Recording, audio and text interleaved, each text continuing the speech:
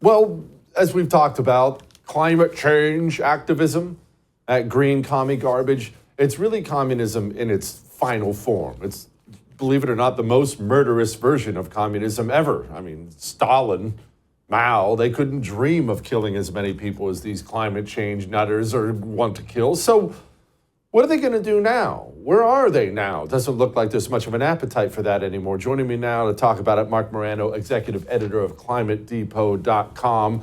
Okay, Mark, if the stock market is any judge, it looks like a lot of the money, the green money, is evaporating before our eyes, is it not? Yes. I mean, there's one phrase, and it's called the Trump effect. Here's the key you need to understand. When Donald Trump was elected 8 years ago, 2016, people thought of him as a bad kidney stone that would pass through the system. The climate activists were like, we're going forward no matter what. Fast forward 8 years, the fraud, the lies, the deceit of the whole green agenda. Solar and wind are cheaper. They're taking over. Gas-powered cars are less appearing. EVs are going to be every driveway. All of it was a fraud. All of it went nowhere. Now they're really afraid. So now you have the mainstream media reporting that the climate community is beside itself. They're calling it an ESG, for one example, environment, social governance, a vibe check. Stock market investors pulling record amounts of cash out of ESG, out of all these climate funds. You have, I think it was Bloomberg News said that this was a backlash of the Donald drill baby drill Trump returning to the White House, $24 billion being removed from these climate related funds. Goldman Sachs is out of there. All of these groups, and this is significant because this is the sort of the financial brainchild that fueled the corporate government collusion on all of these climate policies that no one voted for. Remember, we didn't vote for gas-powered car bans. We didn't vote for the meat restrictions. You could argue we voted for the energy restrictions, but we were told a bill of the goods of lies and deceit in order to sell us on that. So this is a huge moment in our history. Donald Trump's effect of his presidency, and especially if Elon Musk and Vivek Ramaswamy go through and start cutting this, and I'm talking about beyond inflation reduction, they have to go to the heart of this, which is going to be Department of Energy, it's going to be NOAA, it's going to be the government grants to universities funding these ridiculous modeling studies. We had one come out saying the price of coffee is going to go up in 50 years. NBC News reported it under the climate crisis headline, the price of coffee. We have studies that are showing that, toilets, people aren't using toilets anymore in the developing world because the bad weather caused by climate change is breaking the toilets, which is forcing them to go to the bathroom in rivers and streams, and it's causing, defecation and pollution in our waterways. The most insane studies just keep crank out. We need to cut that spigot. Okay, Mark, so I don't want to ever get my hopes up too high. I don't want to get my cynicism too low. So have we reached peak, climate change activism? I realize there are always ebbs and flows. When you get a Democrat elected, the money spigot is going to open up. When you get a Republican elected, it's going to kind of shut off. But do you get the sense that the people themselves in Western countries are really kind of sick of it and they're going to have a hard time getting back to where they were? They are, but because there's two components. Okay, first of all, public opinion. Pew Research, just a couple days ago, new poll out. Almost half the public is not convinced that climate has any significant effect on, that man-made emissions have any significant effect on climate change. That's huge. So Pew Research reporting that almost half the public isn't buying it. The half that is, it's like 72% of Democrats are convinced. But even among Democrats, look at RFK Jr. as an example. He says, well, climate's important, but I'm not going to talk about it anymore because the whole thing's been hijacked by the World Economic Forum, the United Nations for totalitarian control. So I think even Democrats are, don't know what to do with the climate issue. The second part of the answer is more difficult.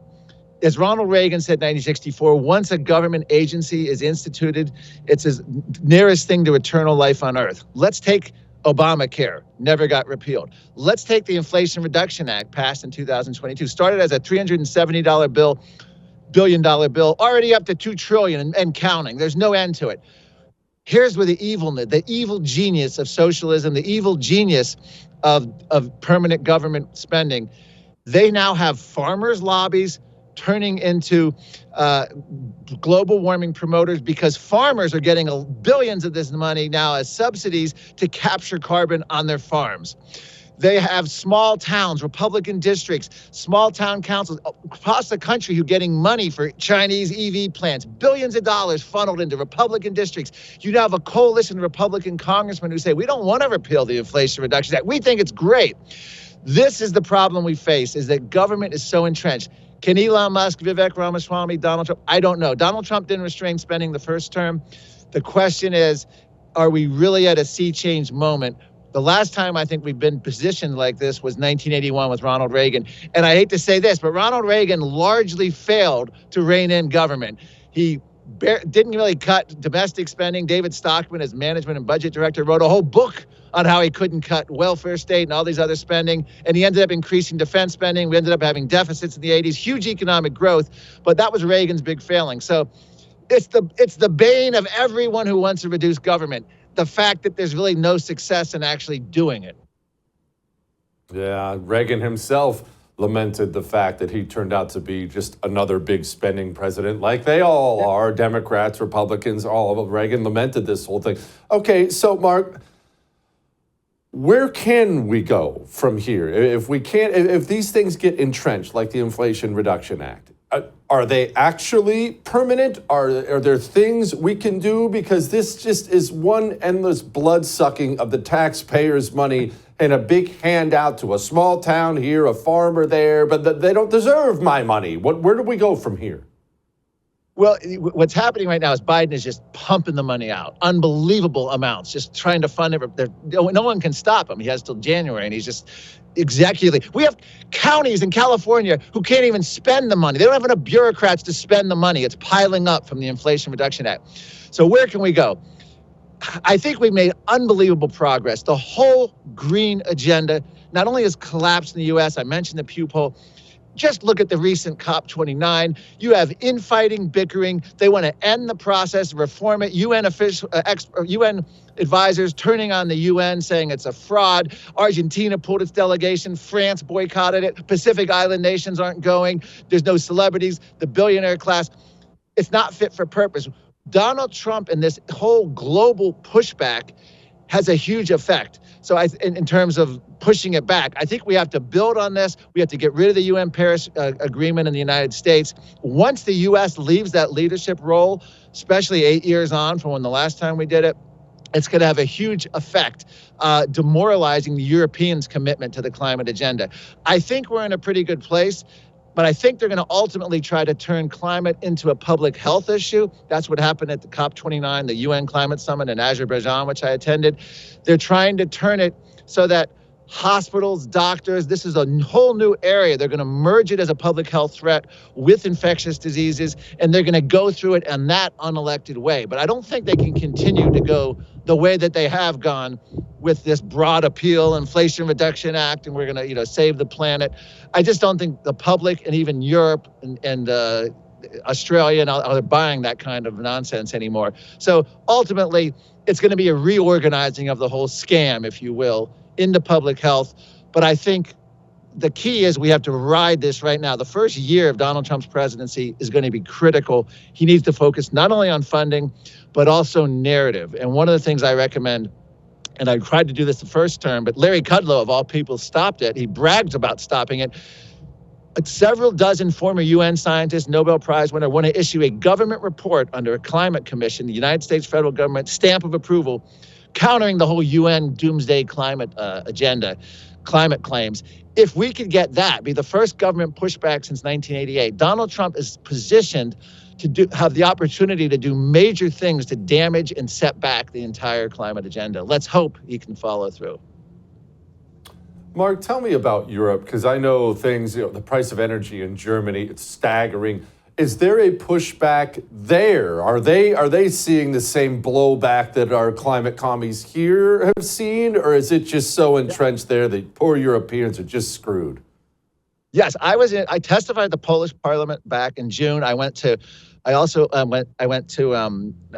Vienna, Austria, right after the EU elections. Germany just had to reorganize their government based on failing green policies and the cost. It's all virtue signaling. You can get away with virtue signaling until there's real economic pain. And that's what's happened. And the Ukraine invasion and the whole reaction to that created even more doomsday for the green agenda. It's probably the only good thing to come out of that Ukraine invasion was expose the fraud of the green agenda. But Europe suspended the Green Deal right before the elections at the EU, and the EU elections in June pushed back majorly on this. The only country that's an extreme outlier at the moment is England, with their socialist prime minister Starmer, who's just all in, doubling and tripling down on the green agenda. But you have the farmers led the rebellion in Europe, spraying manure on the capital in Brussels. They formed their own political party in the Netherlands. They've been pushing back. They're rolling back the EU, the gas-powered car ban, weakening those, pushing them off in the future. Europe is facing an entire reckoning right now across the board. France, a huge election, and Macron dealing with this whole thing as well. And having Donald Trump there to shove it in their face and make it so that it makes no sense for Europe to even commit if the U.S. isn't in, it's all good. I mean, we are in a great place for momentum. Europe, I think, has had it. And the people voted last June. And essentially, they're halting their Green New Deal temporarily. We'll see where this goes in the next year, 2 years, 3 years. Mark, finally, Elon Musk. He used to be outspoken about all this climate change crap and seems to have backed off that, has verbally backed off that quite a bit. What do we make of his transition?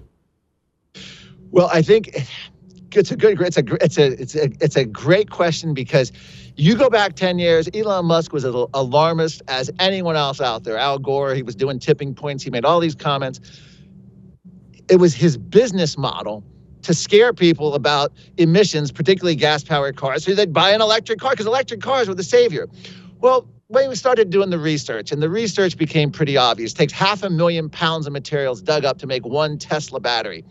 The idea of some EVs being better for the earth is no longer scientifically, engineeringly, politically, logically tenable to even make these claims. So therefore, Elon Musk no longer links Teslas to climate. And he's actually personally pulled company-wide all the PowerPoints in their presentation on their website that included Al Gore's movie, An Inconvenient Truth. They're all gone. He's moved on from that. He now argues that the whole threat has been overblown. I think part of it is he's got an alliance with Trump, so he's trying to fit in. He's also just become the world's richest man again. His wealth has gone up spectacularly, will continue to go up. A large part of that is government contracts. And if the government is very skeptical, i.e. Donald Trump, he goes along with that. So one answer is practical for you, why he's switching, because it's reality and it's no longer working marketing. And the other is just personal gain. I mean, he can cozy up to the Trump administration, sounding more like Donald Trump. He's going to have more access, more money, and more influence. And he's going to have huge influence because he's going to be the one in charge of cutting back this government spending. And by the way, the first place I'd recommend Elon Musk cut is his own subsidies that he's ever benefited from EVs, and even in the space program, and even Neuralink. He should start by cutting billionaire subsidies to billionaires like himself from the federal government. Sorry, that may not be a popular view, but I don't buy that these billionaires who make all this money, including people like Ross Perot. Most of their money was made off government contracts. Something ain't right when that happens with America. I don't disagree with you at all. Mark, my brother, thank you so much. I appreciate it. I would thank you for coming to my YouTube channel, but I know how brilliant it is, and I know you love it here. So subscribe and watch. We're going to start really ramping things up and putting some funny stuff, some interesting stuff out there, some collaborations. Either way, my YouTube channel is officially the place to be. So stick around.